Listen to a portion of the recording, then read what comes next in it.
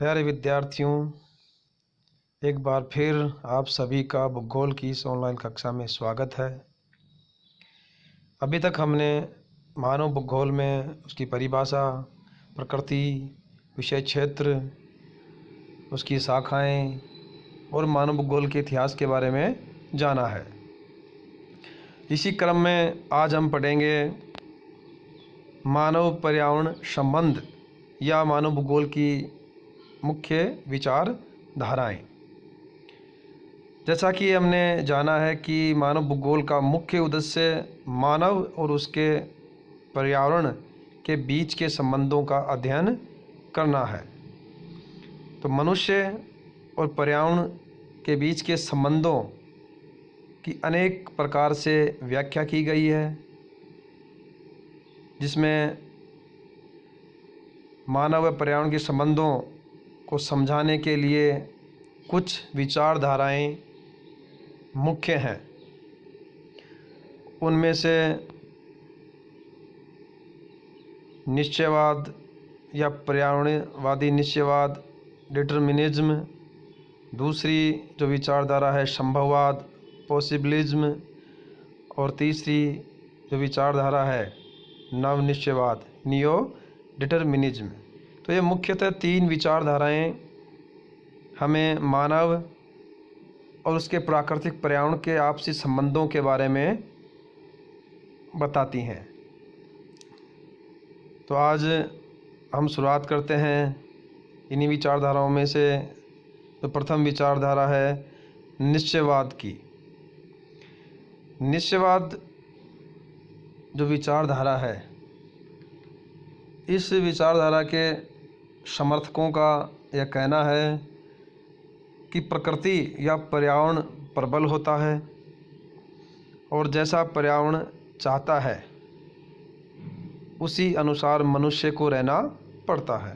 अर्थात मनुष्य पर्यावरण में कुछ भी बदलाव नहीं कर सकता। वह एक तरह से निष्क्रिय प्राणी है और प्रकृति उसको आदेशित करती है। तो जैसा प्रकृति चाहेगी या जैसा पर्यावरण रहेगा उसी के अनुसार मानवीय क्रियाकलाप होंगे। तो एक तरह से हम कह सकते हैं कि इस विचारधारा में मानव को प्रकृति का दास या गुलाम माना गया है।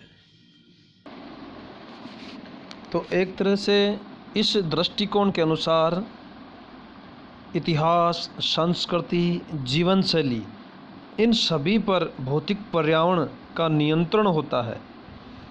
साथ ही मानव के व्यवहार, उसके निर्णय करने की क्षमता या प्रवृत्ति को भी पर्यावरण या प्रकृति प्रभावित करती है। तो इस विचारधारा में प्रकृति को सर्वोच्च माना गया है और मानव को मात्र निष्क्रिय, उसका दास माना गया है। जीवन शैली जो पर्यावरण से प्रभावित होती है, अर्थात जो भी जीवन शैली में विभिन्नताएं पाई जाती हैं, उन सभी में अलग अलग पर्यावरण के अनुसार अलग अलग जीवन शैली विकसित। इस विचारधारा का समर्थन प्राचीन भारतीय दार्शनिकों, ग्रीक दार्शनिकों, रोमन व अरब दार्शनिकों ने भी समर्थन किया है। अर्थात वे भी निश्चयवाद के समर्थक थे।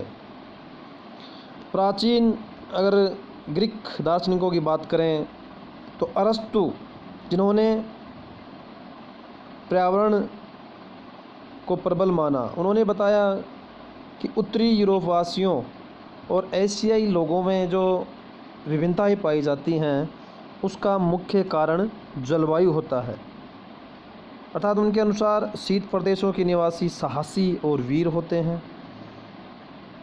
किंतु अमेधावी होते हैं, जबकि उष्ण प्रदेशों के निवासी मेधावी होते हैं लेकिन उनमें साहस की कमी होती है।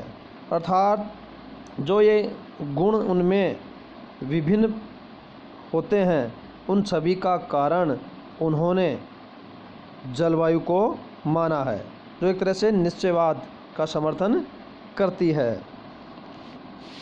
दूसरी ओर उन्होंने यूनान के निवासियों को, जो भौगोलिक दृष्टि से दोनों के मध्य में आते हैं, उच्चतम गुणों वाला माना है, जिस पे वो सभी पे शासन करने के योग्य होते हैं। इस तरह अरस्तु ने जो मानवीय गुणों में विभिन्नता पाई जाती है, उन सभी का कारण प्राकृतिक पर्यावरण को माना। इसी क्रम में रोमन भूगोलवेता स्ट्रैबो ने भी इसी विचारधारा का समर्थन किया। उन्होंने कहा कि उच्चावच, जलवायु, ये सब ईश्वर के कार्य हैं और मनुष्य की जीवन शैली को नियंत्रित करते हैं। इसी कड़ी में अगर हम बात करें तो मॉन्टेस्क्यू ने भी इस विचारधारा का समर्थन किया और बताया कि शीत जलवायु के निवासियों को बलिष्ठ, साहसी, स्पष्टवादी माना, जबकि उष्ण जलवायु के निवासियों को कायर, कमज़ोर, आलसी और निष्क्रिय बताया। तो इस तरह ग्रीक विद्वानों ने जलवायु या प्रकृति को प्रबल माना और जो विभिन्नताएं पाई जाती हैं, उन सभी का कारण प्राकृतिक पर्यावरण में विभिन्नता को माना है। अरब भूगोलवेताओं ने भी इस विचारधारा का समर्थन किया, जिसमें अल-बरूनी, अल-मसूदी, इब्न हाकल आदि ने मानव पर पर्यावरण के प्रभाव का समर्थन किया। अल-मसूदी ने कहा कि जहाँ जल की अधिकता पाई जाती है, वहाँ के निवासी प्रफुल्लित और विनोदी स्वभाव के होते हैं, जबकि शुष्क प्रदेशों के निवासी चिड़चिड़े स्वभाव के होते हैं। तो एक तरह से उन्होंने भी यह दर्शाया कि प्राकृतिक पर्यावरण में विभिन्नता के कारण मानवीय व्यवहार व उसके स्वाभाविक गुणों में भी अंतर पाया जाता है। जर्मन दार्शनिक इमानुएल कांट भी निश्चयवादी थे। उन्होंने भी इस विचारधारा का समर्थन किया और उन्होंने बताया कि पूर्वी द्वीप समूह के निवासियों की आंखें बंद रहती हैं, वे अधिक दूरी तक नहीं देख सकते, क्योंकि वहाँ असंख्य मक्खियाँ होती हैं जो सदैव उनकी आंखों पर उड़ती रहती हैं, इसलिए वो आंखें नहीं खोल पाते। इसका मतलब वहाँ की जो जलवायु दशाएँ हैं वो अति आर्द्र होती हैं, जिससे वहाँ मक्खी मच्छर उत्पन्न होते हैं। तो एक तरह से इन्होंने भी जलवायु को या प्रकृति को प्रबल माना। इसी विचारधारा का समर्थन हम्बोल्ट और कार्ल रिटर ने भी किया। उन्होंने भी मानवीय गतिविधियों पर पर्यावरण के प्रभाव को माना है। हम्बोल्ट ने कहा कि पर्वतीय प्रदेशों के निवासियों की जीवन शैली मैदान के लोगों से अलग होती है। इस विचारधारा को अधिक बल चार्ल्स डार्विन की पुस्तक ओरिजिन ऑफ स्पीशीज अर्थात जीवों की उत्पत्ति के बाद मिला, जो 1859 में प्रकाशित हुई, क्योंकि इस पुस्तक में जीव और पर्यावरण के संबंधों के बारे में बताया गया। डार्विन के अनुसार अस्तित्व के लिए संघर्ष होता है, अर्थात जो जीव सशक्त हैं वे ही पर्यावरण से अनुकूलन या समायोजन करके जीवित रहते हैं, और जो कमज़ोर होते हैं वो विलुप्त हो जाते हैं।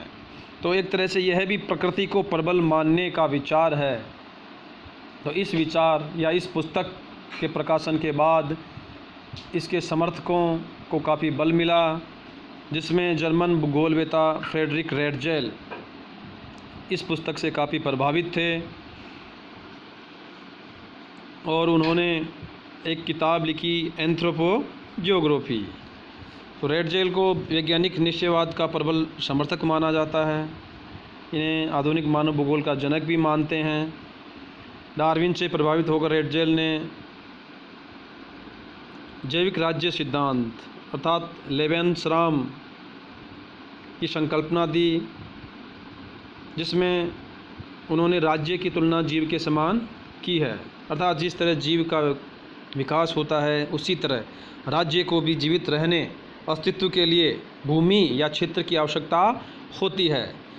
जितना क्षेत्र का अधिग्रहण या कब्जा उस राज्य का होगा, उतना ही वह राज्य शक्तिशाली होगा। तो रेडजेल महोदय इस विचारधारा के प्रबल समर्थक माने गए। उन्होंने कहा कि समान दशाएं समान जीवन शैली को जन्म देती हैं। अर्थात किसी भी क्षेत्र की समान स्थिति या पर्यावरणीय दशाएं समान होने पर उनकी जीवन शैली एक जैसी पाई जाती है। उदाहरण के लिए उन्होंने बताया कि ब्रिटिश द्वीप समूह, ब्रिटेन और जापान दोनों द्वीपीय स्थिति के कारण आक्रमणकारियों से प्राकृतिक सुरक्षा इन्हें मिलती रही और काफ़ी विकास किया। आगे चलकर इसी विचारधारा की कट्टर समर्थक कुमारी एलन चर्चिल सैंपल ने इस विषय का विकास किया या इस विचारधारा को नई ऊंचाइयां दी। उन्होंने अपनी किताब भौगोलिक पर्यावरण के प्रभाव, जो 1911 में प्रकाशित हुई, उसमें लिखा कि मनुष्य पृथ्वी तल की उपज है। इसका अभिप्राय केवल इतना ही नहीं कि वह पृथ्वी की संतान है, उसकी धूल का कण है, किंतु यह भी है कि पृथ्वी ने उसे मातृत्व दिया है, प्रेम दिया है, उसका पालन पोषण किया है, उसके कार्य तय किए हैं, उसके विचारों को दिशा दी है, उसके सामने कठिनाइयाँ उत्पन्न की हैं जिससे उसके शरीर को बल मिला, उसकी बुद्धि को तेज किया या सिंचाई की समस्याएं दी है, साथ ही उसकी समस्याओं का हल भी बताया है। पृथ्वी उसकी हड्डियों और ऊतकों में, उसके मस्तिष्क और आत्मा में प्रवेश कर गई है। तो उन्होंने प्रकृति को प्रबल माना और मानव को उसकी संतान माना है।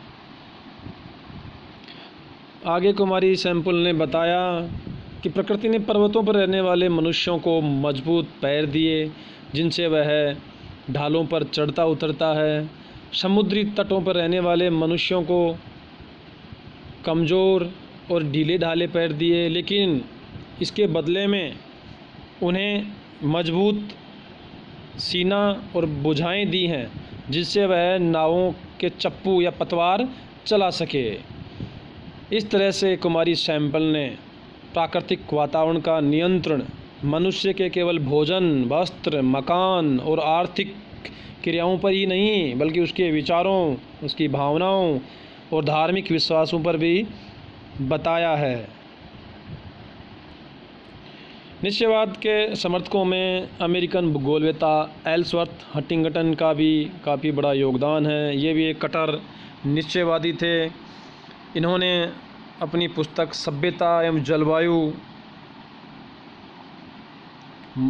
में प्राकृतिक वातावरण के मानव पर नियंत्रण को स्पष्ट किया है।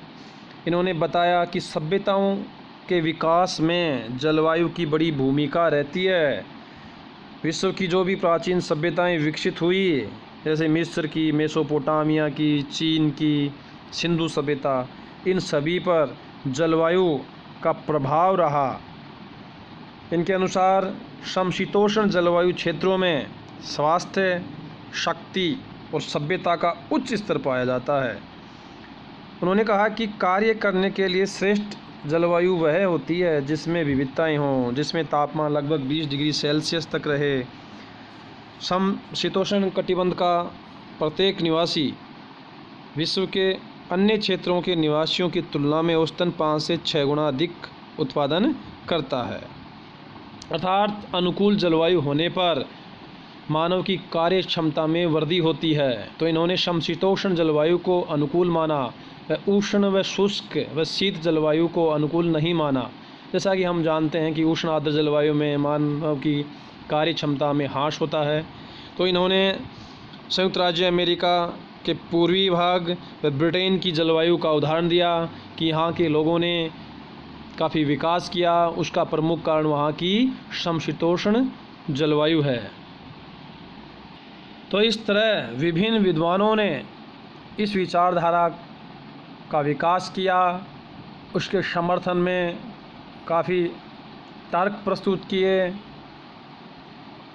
और इस विचारधारा में प्रकृति को प्रबल मानकर मानव को उसका दास, उसका गुलाम व निष्क्रिय कारक माना गया।